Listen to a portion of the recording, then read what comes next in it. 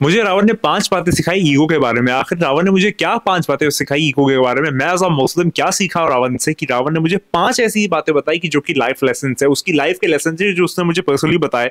क्या वो बातें, किस तरीके से बातें, क्या उसने मुझसे कहा, क्या मैं समझा, क्या मैं आपको समझाऊँगा एज़ अ मुस्लिम, इस्लाम का फॉलोअर हूँ, रावण की बातें समझाऊँ, ईगो के बारे में क्या कहता है, सब कुछ आपके साथ डिस्कस करने जा रहा हूँ। उसने मुझे क्या सिखाया, उसकी क्या लाइफ लर्निंग्स थी जो उसने मुझे पास ऑन की, इन सब पे बात करने जा रहे हैं वीडियो। برية وفي التوراة نجية وفي الإنجيل إيليا وفي الزبور أريا وفي القرآن عليا।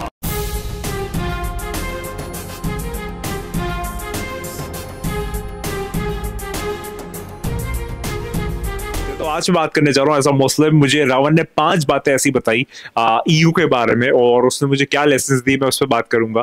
और बात स्टार्ट करते हैं, स्ट्रेट टू द टॉपिक चलते हैं। कोई इसमें हम लोग कोई बिल्डअप नहीं करेंगे, डायरेक्टली टॉपिक पे चलते हैं। पहली बात मैं ये करना चाहूंगा कि रावण के बारे में जो लोग नहीं जानते, वैसे तो मैक्सिमम सारे लोग जानते होंगे, लेकिन फिर भी अगर कुछ लोग नहीं जानते तो मैं इसमें ये मेंशन करना चाहूंगा कि रामायण में जो श्री राम थे, उनके आप कह लीजिए जो उनका काउंटर पार्ट था, यानी कि उनके सामने जो विलन के तौर पे था वो रावण था। रावण जो है वो सीता माता को किडनैप करके ले गया था लंका, और पूरा एक पूरी लंबी एक आपके लिए विस्तार से कभी बात होगी तो मैं रामायण पे भी बात करूंगा, लेकिन आप इतना समझ लें कि वो विलन था, श्री राम हीरो थे पूरे इस सिनारियो में। तो आप बात करते हैं रावण के ऊपर। रावण को कहा जाता कि वो बहुत ज्ञानी था, बहुत महापुरुष था, जो शिव है उनका भक्त था, और बहुत ज्यादा उसके पास ज्ञान था, नॉलेज बहुत थी, बहुत सॉलिडिफाइड था दिमाग से।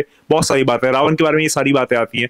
और रावण को काफी लोग जो है वो ज्ञानी पुरुष मानते हैं, क्योंकि जाहिर सी बात है उसके पास नॉलेज और ज्ञान था। ठीक है, ये सारी बातें हो गई। अब आगे बात करते हैं कि रावण ने मुझे क्या बातें बताई, 5 बातें ईगो के बारे में। पहली बात करते हैं, रावण ने मुझे बताया और दिखाया कि एक राजा का पूरा पूरा एक एम्पायर गिरता कैसे, राजा जो है वो बर्बाद कैसे होता है, राजा जो है वो मिट्टी में कैसे मिलता है। मुझे रावण ने ये सिखाया। कैसे सिखाया वो सुनो। रावण मेडिटेशन करता था। रावण बड़े बड़े किंगडम्स का राजा था, कॉन्कर किए हुए था। और फिर उसका डिक्लाइन कहाँ से स्टार्ट हुआ, उसका जो आप कह लीजिए रिग्रेशन हुआ, वो कहाँ से हुआ, जब उसने सीता माता को किडनैप कर लिया। जब उसने सीता माता को किडनैप कर लिया, तब से उसका डाउनफॉल जो है वो स्टार्ट हो गया, क्योंकि वो अहंकारी हो गया था। वो भी एक पूरा उसका एक कैरेक्टरिस्टिक या ट्रेट है कि जो मैं अभी यहाँ पर लेके आऊंगा। तो होता क्या है कि जब कोई व्यक्ति या जब कोई आदमी सेंचुरीज तक, जमानों तक डिवाइन मेडिटेशन कर रहा हो और शिवा की ब्लेसिंग्स ले रहा हो और एक सोने की लंका का राजा हो, यानी कि गोल्ड की लंका, गोल्ड माइन हो पूरी उसकी, और सबका राजा हो, तो फिर कहीं ना कहीं उसके अंदर जो एक ट्रेट है, एक ह्यूमन नेचर का ट्रेट है, वो है ईगो। और जब ईगो इंसान का डिसीजन लेने लगे तो फिर चीजें जो है वो प्रॉब्लमेटिक हो जाती हैं, चीजें जो है वो बहुत अजीब हो जाती है। और इसीलिए सीता माता को किडनैप करना, लड़ाई की शुरुआत करना, लड़ाई में एंगेज होना और आखिर में हार जाना, ये पूरा जो है वो डाउनफॉल था एक राजा का, कि जो सबसे बड़ा राजा था, आप सब कह लो सबसे बड़ा और सबसे ज्यादा महापुरुष जो था उस जमाने का, वो रावण था, उसका डाउनफॉल। तो मुझे रावण ने पहली चीज ये सिखाई कि डाउनफॉल क्या होता है राजा का, और ईगो क्या मतलब पूरी इंसान को भस्म कर देती है, खत्म कर देती है। वो रावण ने मुझे पहला लेसन सिखाया। अब इस्लाम में इसको थोड़ा सा मैं नरेट करूंगा और रिलेट करूंगा, क्योंकि मेरा मतलब जो विषय है, मेरा सब्जेक्ट ये कंपैरेटिव रिलीजन जो मैं पसंद करता हूं। तो इस्लामिक पर्सपेक्टिव में इसे किब्र कहा जाता है, एरोगेंस।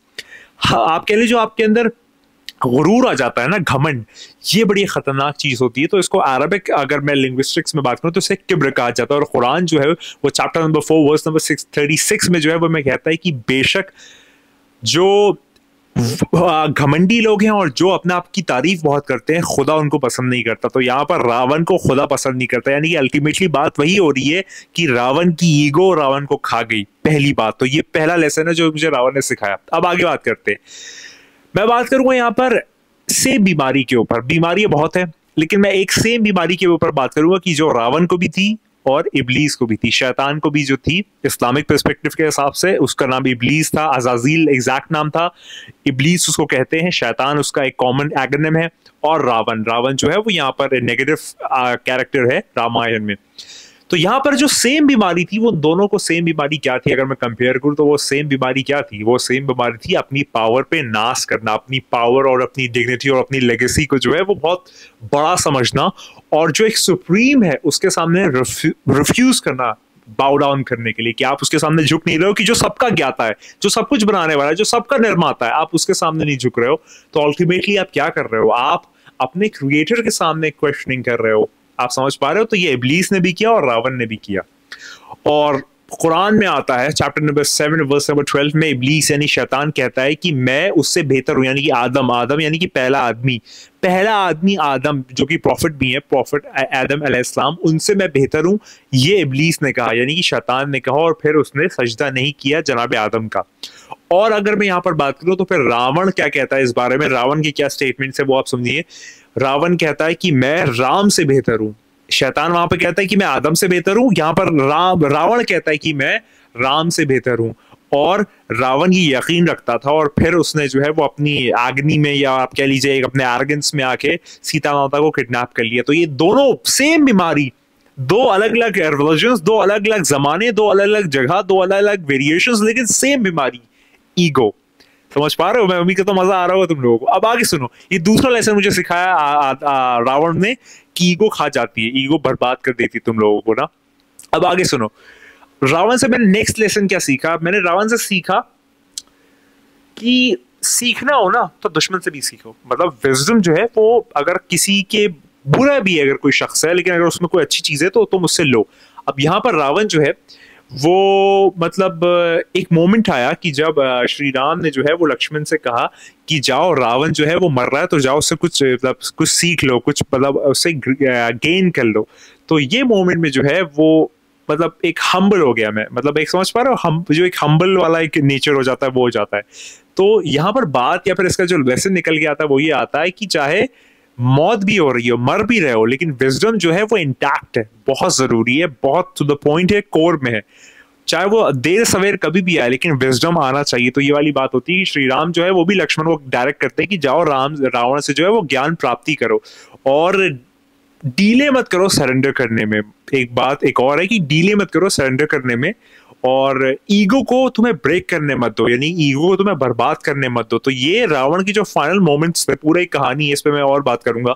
अगर तुम लोग इस टाइप की वीडियो चाहते हो कि लक्ष्मण का, रावण का और श्री राम का, तीनों का एक सेगमेंट की क्या हो रहा होता है जब वो एक क्लाइमैक्स हो रहा होता है, तो श्री राम लक्ष्मण से क्या कहते हैं, लक्ष्मण जब रावण के पास जाता है तो फिर क्या होता है। लेकिन अल्टीमेटली ये बात आती है कि जाओ, अगर ज्ञान की प्राप्ति करनी हो तो किसी दुश्मन से भी करना हो तो करो। अब यहाँ पर अमीरुल मोमिनीन मौला अली क्या कहते हैं वो सुनो।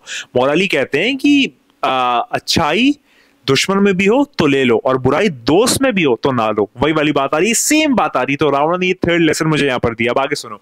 अब इस्लामिक पर्सपेक्टिव में ईगो जो है वो सबसे बड़ा जिहाद है। जिहाद एक बड़ा टैबू वर्ड है, बहुत सारे लोग इस पे बात करते हैं, लेकिन मैं बात करता हूँ इस्लामिक पर्सपेक्टिव में। प्रॉफिट मोहम्मद सल्लल्लाहु अलैहि वसल्लम क्या फरमाते हैं, मौलाना नहीं, प्रॉफिट मोहम्मद सल्लल्लाहु अलैहि वसल्लम क्या फरमाते हैं वो सुनो। जो सबसे बड़ा जिहाद है वो तुम्हारे नफ्स के खिलाफ है, तुम्हारे सेल्फ के खिलाफ है। ये सबसे बड़ा जिहाद की डेफिनेशन है जो मैं तुम्हारे सामने पेश कर रहा हूँ। और इसका मतलब ये है कि लड़ाई बाहर नहीं है, लड़ाई खुद के अंदर है। हर चीजें तुम बाहर देखते हो, सब कुछ तुम्हारे अंदर है। तुम्हारी बीमारी तुम्हारे अंदर से, तुम्हारा सॉल्यूशन तुम्हारे अंदर से, तुम्हारा तो अकेले तुम्हारी दवा तुम्हारे अंदर है, हर चीज तुम्हारे अंदर है और तुम बाहर तलाशते हो। ये अमीरुल मोमिनीन मौला अली इस्लाम का जुमला। और प्रॉफिट मोहम्मद सल्लल्लाहु अलैहि वसल्लम फरमाते हैं जिहाद अकबर, यानी कि सबसे बड़ा जिहाद जो है वो सेल्फ विदिन है, खुद से है, दूसरे से नहीं है। समझ पा रहे होगे, रिसर्च करो, समझ पा रहे होगे। मैं समझ पा रहा हूं कि मैं क्या कहना चाह रहा हूं। अब पांचवी बात और आखिरी बात, मैं एज अ मुस्लिम रावण से क्या सीखा वो सुनो। रावण ने मुझे क्या समझाया। रावण जो है वो मुझसे मतलब जब बात कर रहा होता है और मैं उससे डिस्कस कर रहा होता हूँ, या फिर हम लोग एक आप कह लीजिए, अब बात और डिस्कस करना क्या है यहाँ पर आप बेहतर समझ पा रहे होंगे। इंट्यूशनली मैं कह रहा हूँ कि रावण जो है वो अंदर से डीमन नहीं था, मतलब शैतानियत नहीं थी उसमें। वो मतलब आप समझ पा रहे हो ना, मतलब कि वो डीमन सिफत नहीं था, राक्षस वाली सिफत उसके अंदर नहीं थी, राक्षस की ट्रेट उसके अंदर नहीं थे। लेकिन जो एंगर है वो उसे कई बार इंसल्ट कर देता था। जो उसका गुस्सा है, जो उसका दिमाग, आप समझ पा रहे हो, जो आपा खो देता है इंसान गुस्से में, वो जो चीज है वो उसको कई बार इंसल्ट करने का सामना करती थी। और प्राइड, जब हम प्राइड को जीत लेते हैं तो ये वाली बात बड़ी इंपॉर्टेंट हो जाती है कि जो एंगर है वो हमेशा हमको इंसल्ट करता है। प्राइड को अगर हम लोग काबू कर लेते हैं तो फिर हम जीत जाते हैं। और रिफ्यूजल जो है, मतलब माफ करने को मना मत करो। अगर कोई माफी मांग रहा है तो माफ कर दो। तो रावण जो है वो कहता भी है, आज के जमाने में भी अगर रावण होता तो वो यही कहता है कि शायद मुझे आज प्रार्थना करने की, पूजा करने की, अर्चना करने की जरूरत ही नहीं है, क्योंकि वो इतना ज्ञानी था, इतना बड़ा महापुरुष था। मतलब हो सकता है, मतलब एक प्रोडिक्शन है, एक एजम्पशन है, पता नहीं। और रावण जो है उसकी वॉइस जो है वो मतलब बहुत पावरफुल सोल्स थी कि जो डार्कनेस में चला गया। मतलब समझो ना, एक महापुरुष, एक टैलेंटेड आदमी रावण, उसने तो टैलेंट वेस्ट कर दिया। कैसे वेस्ट कर दिया? श्री राम से टक्कर ले ली, और श्री राम से टक्कर ले ली यानी अपने अल्टीमेट डिवाइन से टक्कर ले ली। और जब डिवाइन से टक्कर लोगे तो फिर तुम्हारा जो हश्र है वो नरक है।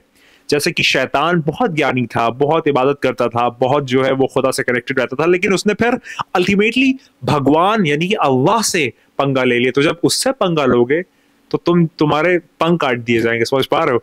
तो ये जो है वो, मैं as a Muslim, as a इस्लाम का फॉलोअर और एक कंपैरेटिव रिलीजन का स्टूडेंट, मैंने रावण से ये 5 लेसन सीखे।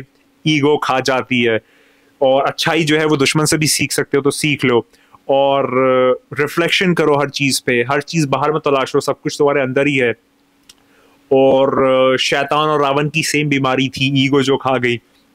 और एक राजा का सिंहासन या उसका जो पूरा एक, आप कह लीजिए उसकी डायनेस्टी, वो बर्बाद कैसे होती है वो मैंने देखा, किस वजह से होती है वो देखा। तो ये रात 5 लेसन्स मैंने सीखे रावण से, जो कि अल्टीमेटली मुझे बड़ा एक काम आएंगे इंशाल्लाह, मैं उम्मीद करता हूँ। और इस्लामिक पर्सपेक्टिव से भी मैंने रिलेट किया, उम्मीद करता हूँ इस टाइप का कंटेंट यकीन मानो बस भगवान की इंस्पिरेशन है, वरना पता नहीं, मैं ये सोच भी नहीं पाता कि ये सब कहाँ से आ जाता है। लेकिन मैं बस ये अल्टीमेटली सोचता हूँ कि इस टाइप से जेंजी के लिए जो है वो इस तरीके से चीज़ों को रखा जाए तो मज़ा आएगा।